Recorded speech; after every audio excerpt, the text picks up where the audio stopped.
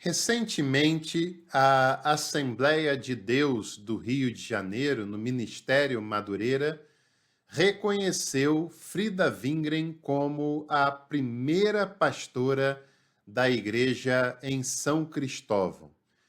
Isso acontece 84 anos depois da sua morte. Será que o reconhecimento de Frida Wingren hoje como a primeira pastora da igreja de São Cristóvão resolve o problema? Vamos pensar um pouquinho mais sobre isso no episódio de hoje.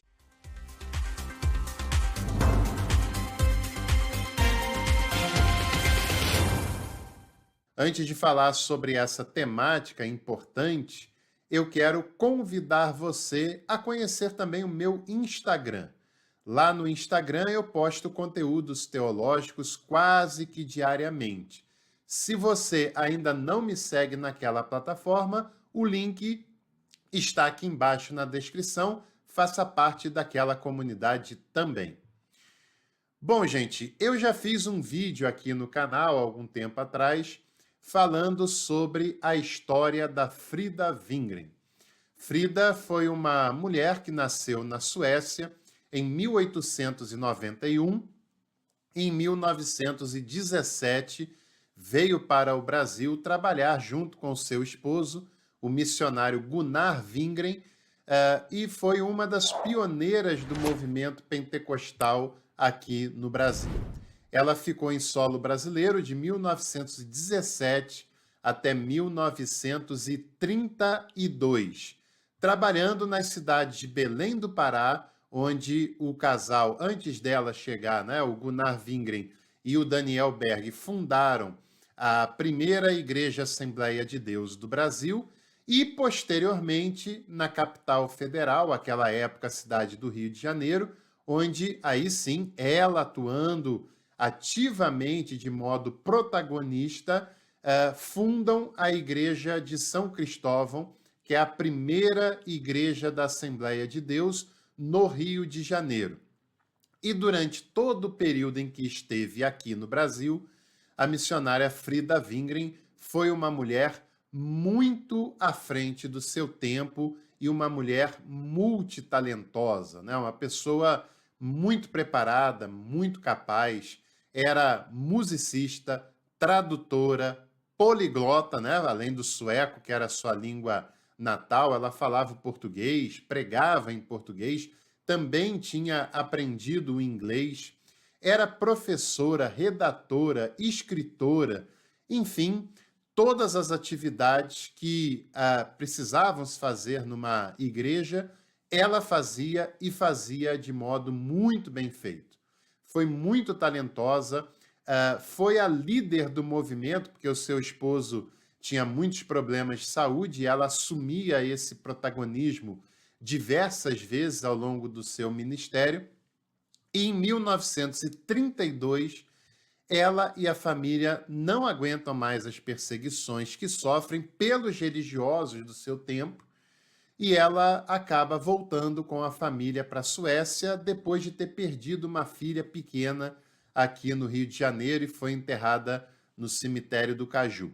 Chegando na Suécia, um ano depois, morre seu esposo, ela fica viúva, tenta voltar para o Brasil, mas é impedida pelas pessoas da igreja lá da Suécia e, pasmem, irmãos na fé, todas as aspas do mundo, pegam Frida junto com os seus filhos na estação rodoviária, levam ela para a delegacia e depois ela é internada compulsoriamente num hospital psiquiátrico. E fizeram isso no dia de Natal, no dia de Natal de 1934. Ela foi internada algumas vezes, sofreu de um câncer no estômago que lhe dava muitas dores e até alucinações. E algumas pessoas dizem que ela foi internada porque ela enlouqueceu. Mas é provável que ela tenha enlouquecido ou tido alguns problemas psiquiátricos porque ela foi vítima de tantas violências ao longo da sua vida e já nesse período internada compulsoriamente contra a sua vontade, separada dos filhos, e ela veio a falecer com 49 anos de idade em 1940, pesando 20 e poucos quilos, né? Perdeu tantos quilos que estava quase que esquelética ao final da sua vida e ainda tem uma possibilidade dela ter sido enterrada como indigente. Para você ter uma ideia, a notícia da sua morte só chegou no Brasil um ano, quase um ano depois, né? Meses depois, em 1941. E Frida Wingen, como eu falei no seu perfil teológico, ela morreu de igreja. Ela foi vítima fatal de uma estrutura religiosa centrada no masculino, extremamente poderosa, que perseguiu ela por causa dos seus talentos e da sua capacidade de liderança, que ela nunca quis causar e nunca quis ser uma revolucionária, né? Muitos anos depois, né, em 2024, agora, no dia 22 de junho de 2024, 84 anos após a sua morte, o bispo Abner Ferreira, que é a liderança da Igreja Assembleia de Deus do Ministério de Madureira do Rio de Janeiro, reconheceu num culto solene Frida Wingren como a primeira pastora da Assembleia de Deus de São Cristóvão. São Cristóvão, que foi uma igreja fundada por ela e pelo marido Gunnar Wingren, que um tempo depois, quando eles voltaram para a Suécia, mais à frente essa igreja passou a fazer parte do que hoje é chamado de Ministério Madureira, e a explicação dessa cisão não vem ao caso, mas se você quiser um vídeo sobre isso, eu posso fazer em breve. Só você escrever aqui embaixo nos comentários cisão assembleiana, que a gente faz um vídeo se for o caso, né? Agora, é importante a gente pensar sobre essa realidade, né? É claro que um gesto como esse, tantos anos depois, ele só tem o efeito simbólico, né? E o efeito pedagógico. Ninguém tem controle sobre o passado, ninguém pode voltar lá atrás e mudar os rumos da história, infelizmente, né? Mas é um gesto simbólico importante. E ainda que tenha demorado tantos anos, é fundamental que tenha esse ato, que chega a ser, de certa maneira, embora sempre insuficiente, é claro, pelas circunstâncias que estão em questão, mas é um ato de uma certa reparação histórica, a sua memória, a sua imagem, o seu nome, que tem sido ao longo do tempo tão esquecido, tão deixado de lado, e ela que foi uma líder importantíssima do movimento pentecostal no Brasil, uma pessoa de muitos talentos e uma pessoa que foi massacrada por uma estrutura religiosa, né? E até onde eu sei, não tinha havido até então uma liderança com essa importância no mundo assembleano que foi capaz de reconhecer tudo que Frida passou, sofreu, viveu, e também de ter um ato, ainda que simbólico, dessa magnitude, né? Então, algumas coisas na fala do bispo Abner me chamam a atenção e eu gostaria de ressaltar que ele reconhece que a Frida foi perseguida mesmo e que ela foi perseguida de uma maneira insuportável até que em 1932 ela, o marido também, que foi um grande personagem, né? Ele, o Daniel Berg, foram pessoas que não ficaram ricas por causa do ministério, que não fizeram por dinheiro, que passaram muitas dificuldades, muitas vezes sem reconhecimento, né? Mas a família inteira acaba indo para a Suécia como fruto dessas perseguições, e ele reconhece isso. Reconhece também que ela incomodava as lideranças masculinas que haviam no seu tempo e que não aceitavam o protagonismo feminino e principalmente o de Frida Wingren. Tanto que a Convenção Geral de 1930 foi convocada basicamente para cercear o protagonismo feminino e para determinar o que as mulheres podiam e o que elas não podiam fazer na igreja naquele tempo.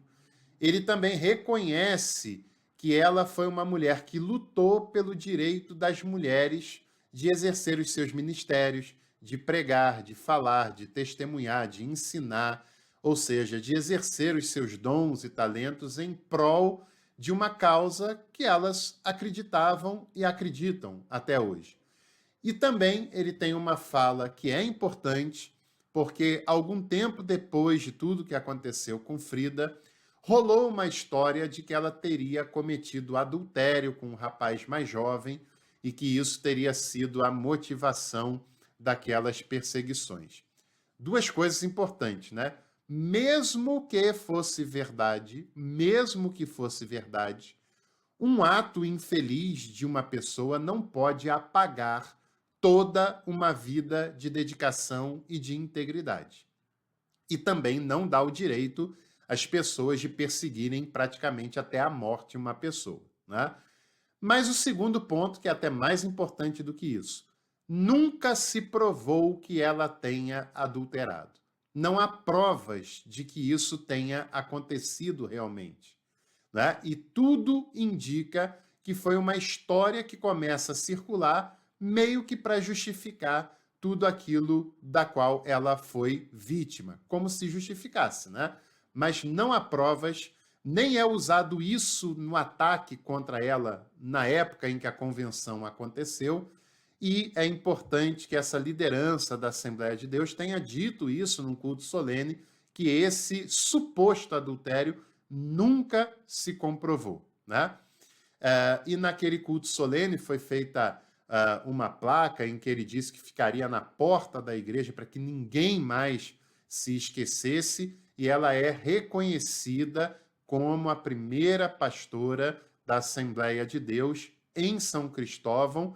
É feita essa homenagem, é rememorada a sua lembrança, a sua imagem, e esse é um gesto importante, é um gesto eclesiástico, é um gesto político, é um gesto simbólico, muito eloquente, muito importante sobre os prismas que eu acabei de citar. Agora, por mais importância que se tenha isso, né, não é o suficiente. É importante a gente dizer que não é o suficiente, né? E é claro que eu não estou falando isso em relação ao passado, porque o passado, infelizmente, não tem como ser modificado. Então, o gesto é importante, o gesto simbólico é bastante relevante. Mas para que a gente consiga fazer algo que vá além, principalmente as pessoas diretamente envolvidas com a denominação em que tudo isso aconteceu, é necessário que haja uma mudança de mentalidade. É necessário que a sua figura, que o seu protagonismo seja colocado no devido pé de igualdade que lhe é merecido. Seja reconhecido na grandeza que lhe foi furtada ao longo de todas essas décadas, né? E mais do que isso, é preciso rever as posturas conservadoras das denominações que geram um ambiente propício para a violência contra a mulher. Seja essa violência literal, seja essa violência ministerial de negar o reconhecimento do direito da mulher tem de exercer o seu ministério na plenitude e independente do marido, se for o caso, né? Seja a violência simbólica, seja a violência do discurso, da submissão feminina, da inferioridade feminina. Então, é preciso, para que tenha de fato um efeito prático, é preciso que todas as denominações religiosas tenham um exercício de rever as posturas que são ultraconservadoras em alguns casos e que esse tipo de ambiente é que é propício para que a violência aconteça. A perseguição, a violência, ela não é um ato isolado. Ela não acontece porque alguém foi tirada de Cristo. Ela acontece dentro de um contexto, né? E a Frida não foi uma escolhida dos perseguidores. Havia um contexto que fazia com que os seus perseguidores se sentissem confortáveis em se opor a uma liderança feminina. E esse conforto que eles sentem é porque, do outro lado, está uma liderança que é uma mulher. E eles se sentem no direito de rechaçar uma liderança feminina, de querer diminuir o seu protagonismo, de querer negar o reconhecimento do seu ministério.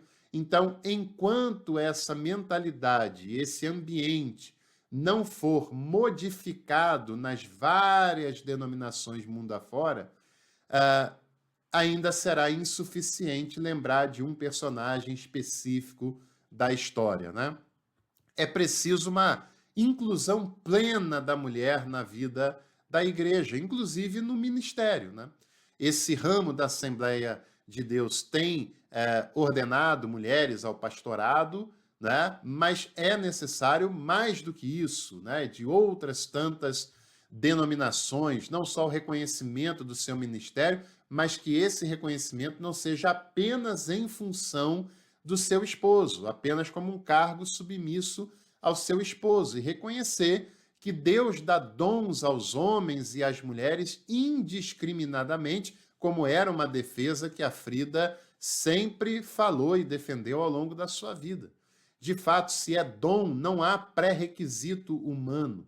É dom dado por Deus para quem ele quiser, seja homem, seja mulher, sem qualquer tipo de prerrogativa, porque é dádiva, é dom, é gratuidade, né? Então é importante que as igrejas tenham esse reconhecimento. E um outro ponto que eu preciso também analisar. Mesmo depois da morte, a Frida sofre perseguições, né? E eu assisti o vídeo na íntegra em que essa homenagem necessária é feita a ela, e eu fui ler alguns comentários e tem pessoas que ainda estavam atacando o gesto simbólico, que ainda estavam insistindo na ignorância e na violência de dizer que na Bíblia não tem respaldo para o ministério feminino. Uma postura absolutamente vergonhosa das pessoas que comentam essas coisas, né? Uma postura absolutamente insensível, intransigente e absolutamente fora de qualquer tipo de razoabilidade e de contexto, né? Incrível como as mulheres têm a vida dificultada, incrível como as mulheres sofrem em muitas igrejas, e mesmo diante de um ato simbólico que pode representar coisas tão importantes, ainda tem nos comentários pessoas atacando a sua imagem, a sua memória, num argumento absolutamente falacioso e infeliz.